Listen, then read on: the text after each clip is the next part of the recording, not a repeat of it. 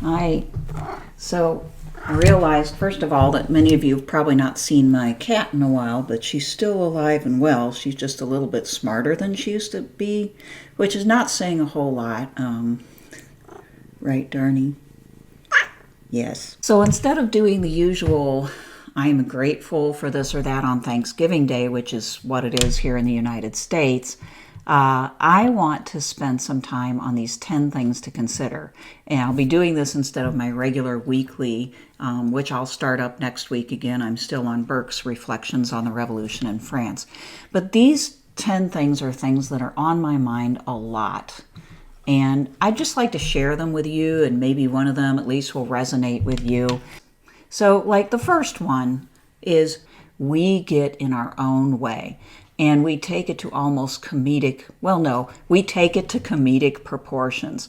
In fact, if I didn't have a sense of humor, I would be extremely, extremely upset and sad all the time because, we see what's going on in the world and it's a cavalcade of disaster that's basically man-made. So we can change the world in so many ways, and yet we continue to also create the biggest obstacles for ourselves. Political philosophy is a lot about trying to figure out what is that? How can we take the genius of humanity and turn it towards something very good rather than continually stumbling along, trying to do something, failing, and making things better and worse at the same time. So this is a great irony. Technology is a problem because it drives us. This is the second point, and it's related to the first, right? We develop all sorts of incredible technologies, but then they drive us, right? And they cause us more problems, even though they have the promise of making life better, which they do in some respects, but then in other respects they don't. I believe we have the power to do more than that collectively, not as individuals. It's not good enough to say, oh, I can control my Facebook habits or whatever. That's what I'm responsible for. We do have to face the challenge of handling our technology collectively. I saw Mark Zuckerberg's program that he put out recently about the Metaverse, right? And I'm an Oculus Quest 2 user myself. I like VR. I don't use it very often, maybe once or twice a week for 15 minutes to a half an hour, and I do it for recreation purposes. It's kind of therapeutic to me to sometimes just get into a whole nother universe. The idea of doing that like 24/7 almost, like Mark Zuckerberg wants us to do, is scary, right? And it's scary partly because you can see the potential of it. You can see how this could really become integral to the way people work and what they do. We need to think about that well ahead of it coming online. Because as we've seen with social media and, just the internet generally and stuff, this sneaks up on us. And by the time it's full blown, it's too late for us to really adequately modify it so that it works for us rather than against us. Somehow people have to get on top of their own technological development or it will dominate them. Another thing I say is being human is subversive, and it's becoming more so. And being human means having doubts, being worried, feeling vulnerable, feeling humble, feeling pain as well as joy, experiencing moments of both highs and lows. And our technology and all of our medical inventions and everything tend to want to smooth all that out. And there's a reason why people feel this is kind of dystopian, because it is, because we ourselves have a tendency, of course, not to experience the lows and the pain. And so we invent things to try to remove that, but then those things become a part of our pain, more or less. They produce more types of pain. So again, choosing to be human, to largely not escape, is hard, but it's also, I believe, the only way that people can feel alive. And it's worth it. It's worth it for those moments when you feel alive and you feel human. So resist the tendency to escape. Being human is subversive, and it's exciting. Another point, which I make a lot, but I'll say it again here, is ideologies are largely alternative religions. So if you don't want to become a member of the first church of right or left wingism, then because you value the idea of there being some sort of higher power, then stop and check just how intense you are about your party or your particular ideology as an answer to all things. Because if you think it's the answer to all things and it's tied up with God and is almost God, then you are worshiping at the altar of that ideology. If you don't want to do that, seriously do some self-criticism, step back, and try to get back to the human, right? And so real religion is a radical act, okay? And it's hard. And I think that's why people love ideology so much. It's so easy. It's also so social. It gives people an instant feeling of belonging in a way that, frankly, our churches and synagogues and other houses of worship don't often do, because they're kind of failing right now. But strong ideologies are succeeding, and so people move in that direction. To pull back from that and to re-emphasize real faith, if you're so inclined, is a radical act. And I say it's hard, not only because the alternative feels it is easier, but also because real religions ask people to radically change their behavior. And people talk a good line about this and say that they can, but they can't, and that's natural and normal, right? To be honest, we are going to always be failures at this, but the proof is in the trying, okay? The trying and the continual effort to gradually change your life in the direction of your beliefs and values. So I encourage people to think about that and to take even very small steps to do it.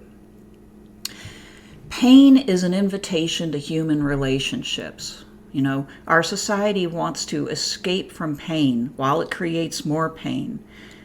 It is the most human of experiences to be in physical or psychological pain. It's not something that anybody wishes on themselves or anybody else if they're in their right mind, but at the same time, it's a part of human existence that we can't really fully escape. And there is an aspect of it that pushes us towards real human relationships, or it should. If you are experiencing it in any of its forms, what you should be doing is reaching out to people, okay? If your family won't help you, find a stranger. Call those church people who probably aren't doing enough to help folks out all the time. And see if you can get one to come over. Call those friends if you have friends and make them actually do something, right? This is what pain pushes us to do. And it often is shared because nobody gets out of this life unscathed. And so what we find is that people share a lot of these experiences over time. And this can make for a real encounter with another human being, to be able to share their experience of human suffering. So there is this redemptive quality to it, which, if we resist that, we have missed an opportunity to be human. The biggest means of reducing government is reciprocity. If we all did more for each other, we would not need either big government or big business nearly as much, okay? And so doing things for each other is actually another subversive act.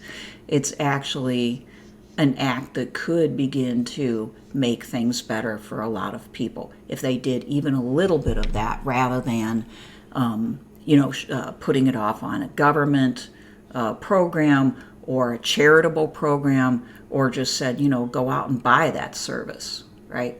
So I would encourage people to think about how they can actually help somebody else. Not necessarily somebody who's money poor, right? I think that's what we normally do if we think of this type of activity at all. Who doesn't have money and they can't buy like a maid service or a elder care or whatever? We'll help them.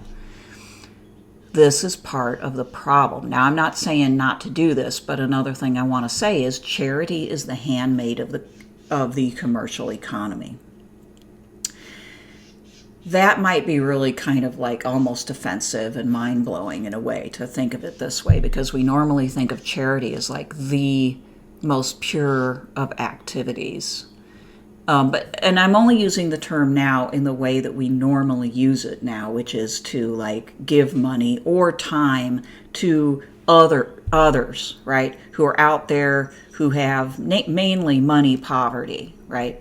Again, please do that. I don't want to discourage people from doing it. It's really, really needed, because in our world, money is almost everything. If you don't have it, you really are in need.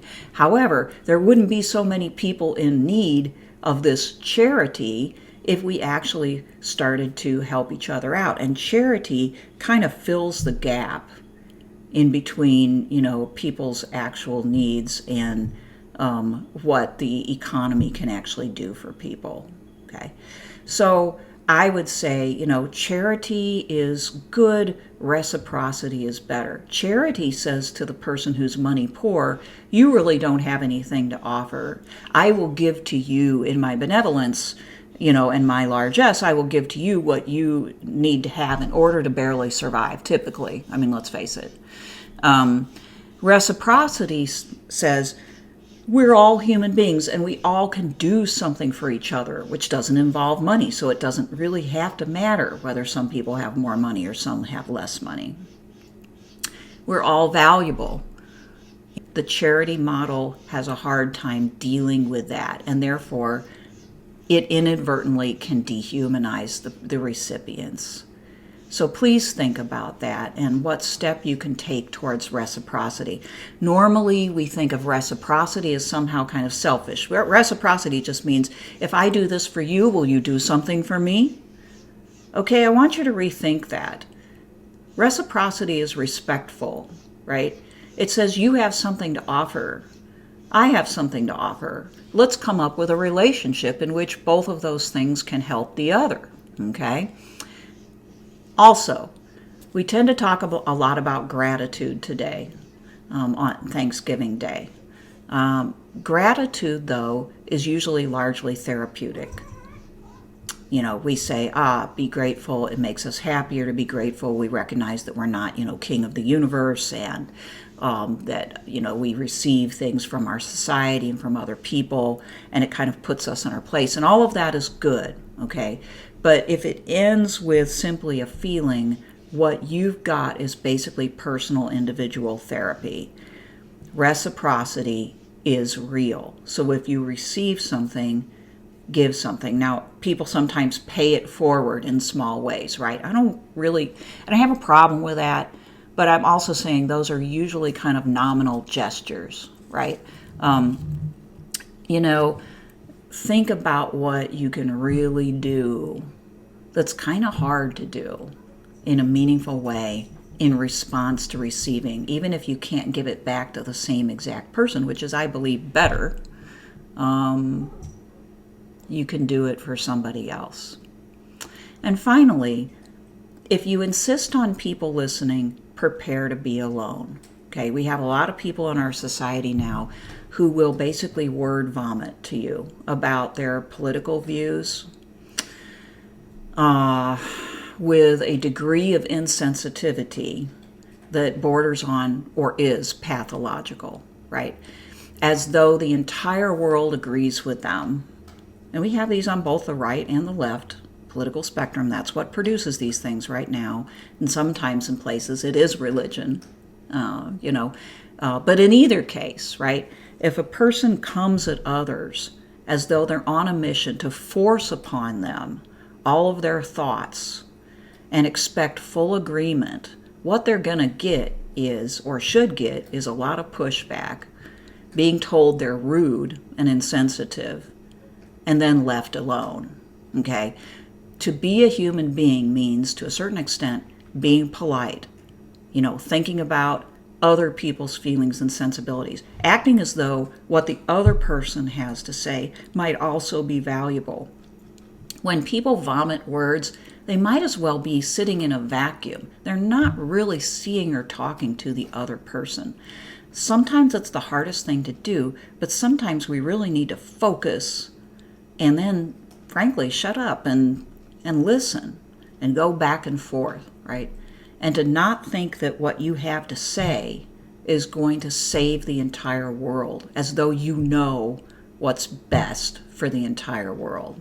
Just you alone. All right? So if you don't want to be alone, this is a harsh thing to say, but if you don't want to be alone, stop insisting that people listen to everything you say. These are not all like cheery Thanksgiving thoughts, but they're my honest thoughts. And if you're still here at the end, thank you for listening to me. And I'll enjoy reading the comments on this video. Happy Thanksgiving.